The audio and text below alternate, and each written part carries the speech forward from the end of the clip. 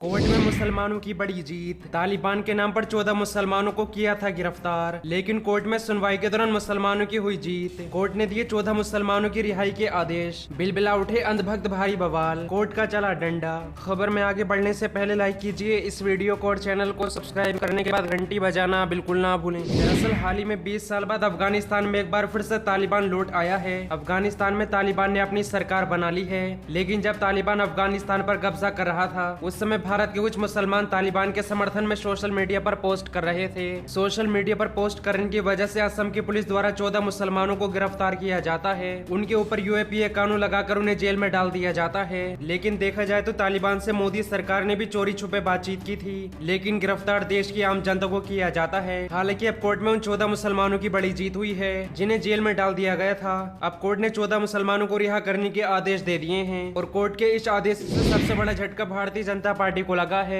The wire ने इस खबर को छापा भी। अब इस खबर पर नजर डालिए, आपको पूरी तरीके से यकीन आ जाएगा। असम कथित तालिबान समर्थक पोस्ट के लिए यूएपीए के तहत गिरफ्तार 14 लोगों को जमानत। असम की एक अदालत ने कम से कम ऐसे 14 लोगों को जमानत दी है जिन्हें अफगानिस्तान पर तालिबान के कब्जे के बाद कथित तौर पर इसके समर्थन में सोशल मीडिया पोस्ट लिखने के कारण गिरफ्तार किया गया था। इस मामले में एक को छोड़कर सभी पर कठोर यूएपीए के तहत मामला दर्ज किया गया था, जिसके कारण जमानत मिलने में बहुत मुश्किल हो जाती है। हालांकि अदालतों ने अपने फैसले में कहा कि उन्हें जेल में रखने के लिए पर्याप्त आधार नहीं है, यानी कि असम की पुलिस ने केवल एक पोस्ट की वजह से 14 मुसलमानों पर यूएपीए कानून लगा दिया था। और जब किसी पर यूएपीए कानून लगा दिया जाता है तो उसे आसानी से जमानत नहीं मिलती है। लेकिन असम की कोर्ट ने कहा इन लोगों को जेल में रखने के लिए कोई ठोस आधार नहीं है। इसके बाद कोर्ट 14 मुसलमानों को रिहा करने के आदेश दे देता है। जमानत देते हुए गुवाहाटी हाई कोर्ट ने कहा कि उनके खिलाफ कुछ भी आपत्तिजनक नहीं है। जस्टिस सुमन श्याम ने कहा कि यदि मान भी लिया जाए कि संबंधित फेसबुक पोस्ट को उन्होंने लिखा है, तब भी अन्य आपत्तिजनक सामग्री के अभाव के चलते इसे आपराधिक करार नहीं दिया जा सकता।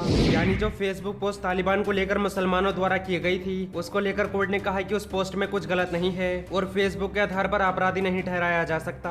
लेकिन पुलिस आंख बंद करके मुसलमानों को जेल में डाल देती है। और जो फैसला असम की कोर्ट ने सुनाई है पुलिस के लिए कड़ा तमाचा है, क्योंकि कोर्ट ने साफ साफ कहा कि फेसबुक पोस्ट में कुछ भी आपत्तिजनक नहीं था और फेसबुक पोस्ट के आधार पर किसी को अपराधी नहीं माना जा सकता। बढ़ते हैं अगली खबर की तरफ। असदुद्दीन ओवैसी ने बीजेपी सरकार पर बोला हमला, बीजेपी जल्दी सावर को राष्ट्रपिता घोषित करेगी। दरअसल AIMIM के प्रमुख असदुद्दीन ओवैसी ने एक बार फिर से बीजेपी सरकार पर हमला बोला है। इस बार उन्होंने रक्षा मंत्री राजनाथ सिंह की टिप्पणी पर निशाना साधते हुए कहा कि बीजेपी जल्द ही विनायक दामोदर सावरकर को राष्ट्रपिता घोषित करेगी। राजनाथ ने कहा था कि महात्मा गांधी के अनुरोध पर सावरकर ने अंग्रेजों को दया याचिकाएं लिखी थी। NI से बात करते हुए असदुद्दीन ओवैसी ने कहा कि वे भाजपा विकृत इतिहास पेश कर रहे हैं। अगर ये जारी रहा तो वे महात्मा गांधी की जगह सावरकर को दे देंगे, जिन पर महात्मा गांधी की हत्या का आरोप लगा था। इससे पहले मंगलवार को रक्षा मंत्री ने कहा था कि महात्मा गांधी के अनुरोध पर ही सावरकर ने अंग्रेजों को दया याचिकाएं लिखी थी। वे वीर सावरकर, वे आदमी जो विभाजन को रोक सकता था, पुस्तक के विमोचन के अवसर पर बोल रहे थे। रक्षा मंत्री राजनाथ सिंह ने कार्यक्रम में कहा सावरकर के बारे में झूठ फैलाया गया था। बार बार ये कहा गया कि उन्होंने जेल से रिहा होने की मांग करते हुए ब्रिटिश सरकार के समक्ष दया याचिकाएं दायर की थी। महात्मा गांधी ने उनसे दया याचिका दायर करने के लिए कहा था। बढ़ते हैं अगली खबर की तरफ। लखीमपुर हिंसा पर राष्ट्रपति रामनाथ कोविंद से मिलने के बाद कांग्रेस नेता राहुल गांधी ने बीजेपी सरकार से की है 2 मांग। दरअसल लखीमपुर हिंसा के बाद से जहां एक तरफ विपक्ष केंद्र सरकार पर हमलावर है, तो वहीं दूसरी तरफ सियासत लगातार तेज होती हुई दिख रही है। लखीमपुर हिंसा के मुख्य आरोपी आशीष मिश्रा के पिता और केंद्रीय राज्य मंत्री के इस्तीफे को लेकर दबाव और तेज होता जा रहा है। कांग्रेस के पूर्व अध्यक्ष राहुल गांधी की अगुवाई में कांग्रेस प्रतिनिधि मंडल ने बुधवार को राष्ट्रपति रामनाथ कोविंद से लखीमपुर हिंसा पर मुलाकात की। इसके बाद कांग्रेस नेता राहुल गांधी ने ट्वीट करते हुए कहा, अपराध के बाद जब सरकार प्रशासन अन्याय करने लगे तो आवाज उठाना जरूरी है। लखीमपुर अन्याय मामले में हमारी 2 मांग है। निष्पक्ष न्याय जांच, गृह राज्य मंत्री की तुरंत बर्खास्तगी ताकि न्याय हो। इससे पहले संवाददाताओं से कांग्रेस नेता राहुल गांधी ने कहा कि पीड़ित चाहते हैं कि उन्हें इंसाफ मिले। उन्होंने कहा कि जिसने हत्या की उस व्यक्ति के पिता हिंदुस्तान के गृह राज्य मंत्री हैं, इसलिए जब तक वे मंत्री हैं सही न्याय नहीं मिल सकता। कांग्रेस नेता राहुल गांधी ने कहा कि हमने ये बात राष्ट्रपति को बताई। उन्होंने कहा कि एक परिवार की नहीं बल्कि हिंदुस्तान की आवाज है। कांग्रेस नेता राहुल गांधी ने आगे कहा कि अगर पिता मंत्री है तो निष्पक्ष जाँच कैसे होगी।